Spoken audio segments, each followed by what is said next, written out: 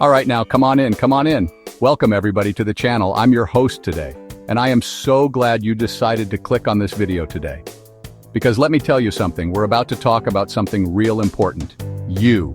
And how you, yes you, can start leveling up as a human being. No fancy degrees, no expensive seminars, no need to go sit on a mountaintop with some guru who ain't showered in a month. Nah, we ain't doing all that. We're talking simple, everyday stuff that anybody, and I mean can do. See, I truly believe, deep down in my soul, that every single one of us has the power to become a little bit better every single day. It ain't about becoming perfect overnight, because let's be real, perfect ain't happening for any of us. That ship has sailed, sunk, and been turned into a reef for the fishes. But it's about taking those small, deliberate steps. Think of it like this. You don't build a skyscraper in a day, right? You lay one brick, then another, then another. Same thing with becoming a better person. It's about those little habits, those small choices that add up to something amazing. It's about progress, not perfection. So as we go through these 10 simple ways today, I want you to do a little something for me. I want you to really think. Ask yourself, which of these am I already doing? Give yourself a pat on the back for those, because you're already on your way. And then, which of these new ones can I try? Which one speaks to me right now, in this moment? Grab a pen, make a note in that phone of yours, or just lock it in your mind. Because today, folks, could be the day you decide to lay that next important brick in building a better you. You ready? I know I am. Let's get into it. All right, first things first, and this one here is a game changer. I'm telling you straight up. It's all about practicing gratitude. Now, I know what some of y'all are thinking. Gratitude? Fidelis. I got bills stacked high as my head. Problems multiplying like rabbits. I hear you, I really do. Life ain't always a walk in the park, but listen to me now. Take a little time, just a few minutes, each and every day, to really stop and appreciate what you have. It could be the roof over your head, even if it needs a little fixing. It could be the food on your table, even if it ain't a 5-star meal. It could be the simple fact that you woke up this morning, breathing and able to see another day. Don't overlook the small stuff, folks. A good cup of coffee that hits just right. A smile from a stranger that brightens your moment. Your kids laughing like they ain't got a care in the world. When you start actively looking for the good, even the tiny good. It's like flipping a switch in your brain from ain't got enough to look what I got. See, practicing gratitude ain't just some fluffy, feel-good nonsense your grandma told you about. It actively shifts your whole mindset away from what's wrong, what's missing, all that negativity that just drags you down like an anchor. Instead, it opens your eyes, your heart, your whole spirit to the abundance that's already around you, often hidden in plain sight. It helps you see the good in your life, the good in other people, and yes, even the good in yourself, which sometimes is the hardest to see. And when you start seeing more good, guess what happens? You start more good, you start attracting more good. And that, my friends, is the solid gold foundation for becoming a better, happier, more resilient human being. It's powerful stuff, I'm telling you. Try it and see what happens. Now, this next one might be a little tough for some of us, especially if you like to talk as much as I sometimes do. Lord knows I can run my mouth. But it's crucial, absolutely crucial, if you want to connect with people on a deeper level. Listen more, talk less. And I mean listen. I'm not talking about just being quiet while the other person's lips are moving. When you're in a conversation, are you truly present? Are you dialed into what the other person is saying, their words, their tone, what their eyes are telling you? Or are you just waiting for your turn to jump in with your own story, your own brilliant opinion, your own solution before they even finish their sentence? Come on, be honest with yourself. A lot of us, we listen to reply, not to understand. And that's where we mess up. That's where the wires get crossed. Being a good listener, shows a fundamental respect for the other person. It's like saying, without even uttering a word, what you're saying matters to me. Matter to me. When you truly focus, when you absorb their words, their tone, their body language, that sigh, that hesitation, that little smile, you start to understand them on a whole different level. You get their perspective, their feelings, their unspoken needs. This ain't just about being polite, though that's part of it. It's about building real, genuine connection. It's about empathy, putting yourself in their shoes for a minute. And let me tell you, the world could use a whole lot more empathy right now. So, next time you're talking to someone, try it. Less talking from your end, more genuine, active listening. You'll be absolutely amazed at what you learn and how much closer you feel. All right, let's keep it 100% real here. Nobody's perfect. I'm not, you're not, the person next to you ain't. We all mess up. We all make mistakes. We all say the wrong thing or do the wrong thing sometimes. It's part of being human, folks. The question ain't you're gonna make a mistake, because trust me, you will. The real question, the one that defines your character, is after you make it. And this is where true growth happens. When you're wrong, you gotta admit it. Don't try to dance around it like you're on Dancing with the Stars. Don't try to sweep it under the rug, hoping nobody notices. And please, please, for the love of all that's good, don't try to blame it on somebody else. That's weak sauce. A real man, a real woman, a real human being takes responsibility for their actions. So, you made a mistake. Okay, it happened. Now what? Step 1, own it. Look the situation or the person in the eye and say, you know what? I was wrong. I messed that up. That was on me. Step 2, apologize. And I mean, apology from the heart, not one of them. I'm sorry if you were offended, non-apologies that just make things worse. Nah, a real heartfelt, I'm sorry for what I did and how it affected you. Then, and this is key, learn from it. What's the lesson here? What can you do differently next time so this doesn't happen again? How can you grow from this experience? Once you've done that, you move forward. Don't beat yourself up forever, because that doesn't help anybody. But don't forget the lesson either. Owning your mistakes builds trust. It shows integrity. And it's a huge, massive step in becoming a better, more respected person. Now this one right here, this is about the heart, the very core of who you are. It's about showing kindness, but with a little twist, a little secret sauce. Do it without expecting any credit, without needing a pat on the back, a round of applause, or a shout out on social media with 100 emojis. Just pure, unadulterated, from the soul kindness. You see someone struggling to carry their groceries, their arms about to give out? Don't just walk by, offer to help even if it makes you a minute late. Hear someone down on themselves, talking about how they can't do anything right? Give them a genuine compliment, something specific that you appreciate about them. Got a little extra time or resources? Offer support to someone who needs it, a neighbor, a colleague, a stranger. And do it all when nobody's looking, when there's no audience, no camera, no reward waiting for you. See, that's when kindness is at its most powerful, its most authentic. When it's selfless, when it comes from a place of genuine care with no strings attached. Small acts, y'all, small acts can have a big impact. Holding a door for someone with their hands full, letting someone go ahead of you in a long line when you're not in a rush, leaving a positive and encouraging comment for a creator who's putting their work out there. These things might seem tiny, insignificant even, but they create ripples of good energy. You don't know how much a small gesture can mean to someone who's having a rough day, who feels invisible. It's like planting little seeds of good all over the place. And when you do good just for the sake of doing good, it changes too. It makes your own spirit lighter, your own heart fuller, your own smile brighter. That's the real reward, the one that money can't buy. Listen to me on this one, folks, because it's really, really important. And a lot of good-hearted people get this twisted. Being a good person, a kind person, a helpful person, and I know you are, that's why you're here. That does mean you gotta be a doormat. It does not mean you gotta let everybody walk all over you, wipe their feet on your good nature, and take advantage of your kindness. No, sir. No, ma'am. That ain't it. Part of leveling up as a human, part of truly respecting yourself, is learning to set healthy boundaries. You gotta respect yourself enough to say, with clarity and kindness, but also with firmness, this is where my line is. This is what I will and will not accept. This is what I am and am not available for. And that ain't being mean. That's being smart. That's being self-aware. That's self-preservation. Setting boundaries is about protecting your energy, your time, your mental and emotional well-being. It's okay to say no sometimes, even to people you care about. It's okay to prioritize your own needs, because if you don't, who will? In fact, it's absolutely essential. If you're constantly giving and giving and giving until you're running on empty, until your cup is bone dry, you won't have anything left for yourself, or for anyone else for that matter. You'll just be tired and resentful. Healthy boundaries actually your relationships in the long run, because they create clarity, mutual respect, and reduce misunderstandings. People know where they stand with you, and you teach them, gently but firmly, how to treat you. So, learn to draw those lines in the sand. It's good for you. It's good for your peace of mind. And believe it or not, it's good for the people around you too, because they get the best of you, not what's left of you. All right, let's talk about that amazing, incredible, powerful brain God gave you. That thing between your ears, it's a supercomputer, but you gotta keep it updated. You gotta keep it running. You gotta keep it active, keep it curious, keep it hungry for knowledge.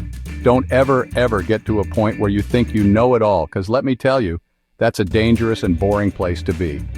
The minute you think you've got all the answers is the minute you stop growing. The world is constantly changing, evolving. There's always something new to learn, something fascinating to discover, some new perspective to consider. So stay curious. Ask questions, especially why. Read books on subjects you know nothing about. Watch documentaries that challenge your views. Listen to podcasts from people with different experiences. Explore ideas that are way outside your comfort zone. Get comfortable with not knowing everything. It's where the adventure begins. When you keep learning, you keep growing. It's as simple as that. It makes you more adaptable, more flexible, more able to handle whatever life throws your way with grace and intelligence. And just as important, if not more so, it helps you challenge your own biases, your own preconceived notions. We all got them, folks. It's human nature.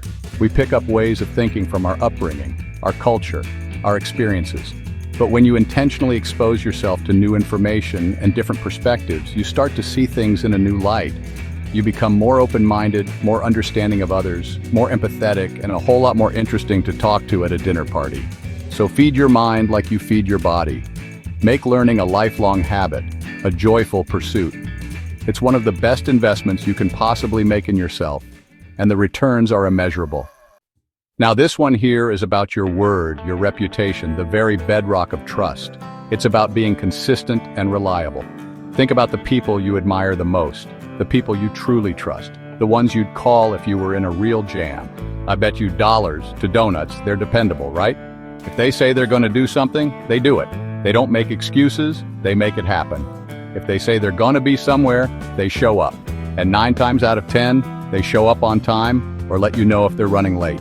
That's the kind of person you want to be. That's the kind of person people respect, rely on, and want to have in their corner. It's about being solid. Consistency builds trust. It's as simple and as profound as that.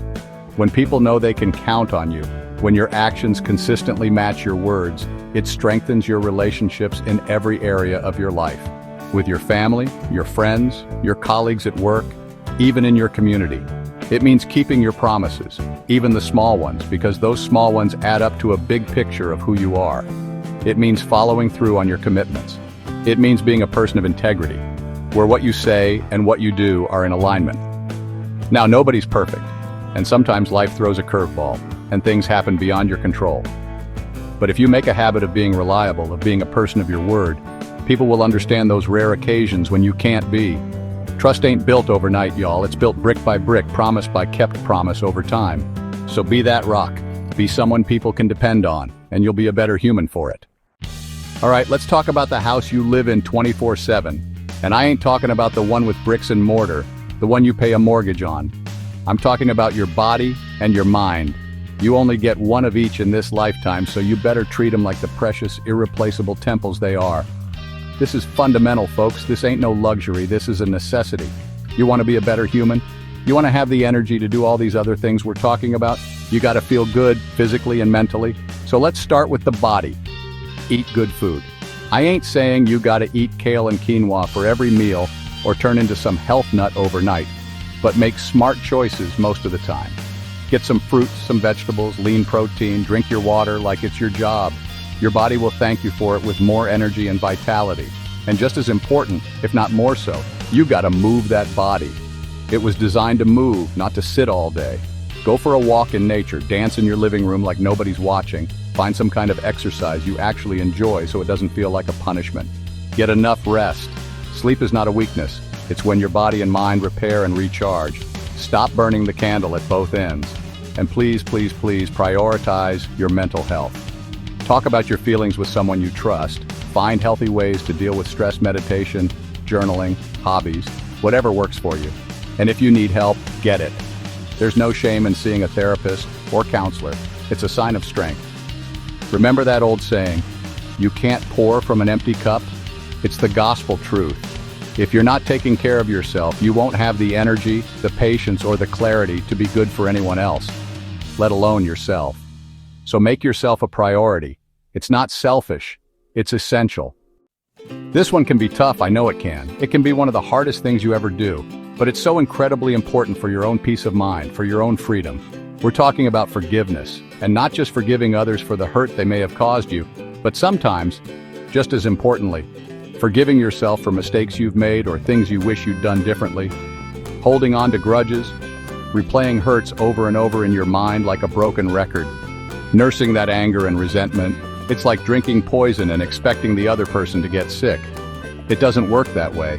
It only weighs you down. It keeps you stuck in the past, chained to negativity and bitterness, preventing you from moving forward into a brighter future. Now let me be crystal clear about something. Forgiving someone doesn't mean you're excusing what they did. It doesn't mean you're saying it was okay. It doesn't mean you have to forget the harm, or that you have to suddenly become best friends with that person, or let them back into your life if they're toxic or haven't changed. No, no, no. Forgiveness is primarily an act of self-love, an act of self-liberation. It's about releasing that heavy emotional baggage, that anger, that resentment, that bitterness, so that you can be free. It's about cutting the cord that ties you to that painful event or person, so you can move forward with your life, lighter, with more peace in your heart, and with your energy focused on positive things. It takes courage, it takes strength, it might take time, but freeing yourself from that burden is one of the most powerful and healing things you can do for your own well-being and for becoming a better human. And finally, number 10. This is about looking beyond your own four walls, beyond your own needs and wants, and contributing to something bigger than yourself. We're all connected, folks, whether we realize it or not. We're all part of this human family living on this one planet. And when you find ways to give back, to help your community, to make a positive impact on the lives of others, even in a small way, it does something truly incredible for your soul. It gives you a sense of purpose, a sense of meaning, a sense of belonging that you just can't get from focusing only on yourself. It makes you feel good in a deep, lasting way. Now, this doesn't mean you gotta go save the world single-handedly, or donate millions of dollars you don't have. Nah, it's often the small, consistent acts that make the biggest difference. It could be volunteering your time at a local shelter or food bank for a few hours a month. It could be donating those clothes you don't wear anymore to a charity that can use them. It could be mentoring a young person who needs guidance, or just being a good, supportive neighbor who checks in on the elderly lady down the street. Helping others, contributing to the well-being of your community, it enriches your life in ways you can't even imagine. It connects you to people from different walks of life. It broadens your perspective, it fosters empathy, and it reminds you that you're part of something meaningful and important. And let me tell you, when you're actively working to make the world a little bit better for others, you automatically become a better, more compassionate, and more fulfilled person yourself. It's a beautiful win-win. Ooh, we covered a lot of ground today, didn't we? 10 simple but powerful ways to level up as a human being. And I truly, truly hope that something in there resonated with you, sparked a little something inside that beautiful mind of yours. Now here's the most important part, the part where the rubber meets the road. Don't just let this be another video you watched and forgot about by dinner time.